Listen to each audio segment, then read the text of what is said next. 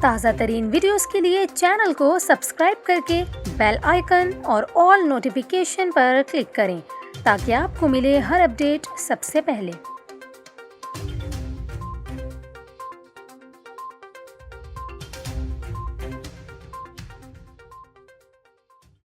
السلام علیکم، نیوز 24/7 اردو میں خوش آمدید۔ ناظرین، ابھی آپ کو بتائیں، امریکہ میں آئندہ ہفتے سب سے بڑے برفانی طوفان کی پیشگوئی کر دی گئی ہے۔ امریکی محکمہ موسمیات کے مطابق برفانی طوفان ریاست ٹیکساس اور اوکلاہوما کو اپنی لپیٹ میں لینے کو تیار ہے۔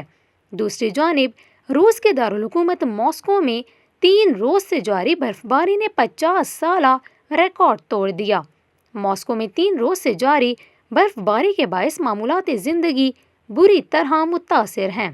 جگہ جگہ برف کے پہاڑ بن گئے، جبکہ گھروں کی چھتیں برف کے بوجھ سے گر پڑی ہیں۔ گاڑیاں کئی فٹ برف میں پھنس گئیں، جبکہ سڑکوں پر برف کی موٹی تہ لگنے سے گاڑیوں کی لمبی قطاریں لگ گئی ہیں۔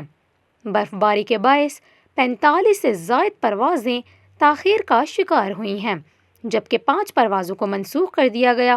ماسکو میں 22 انچ برف پڑ چکی، جبکہ درجہ حرارت -15 ڈگری سینٹی گریڈ ریکارڈ کیا گیا ہے۔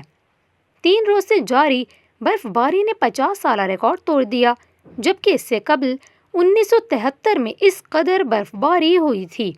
دوسری جانب انتظامیہ سڑکوں پر پڑی برف ہٹانے کے لیے امدادی کاموں میں مصروف ہے۔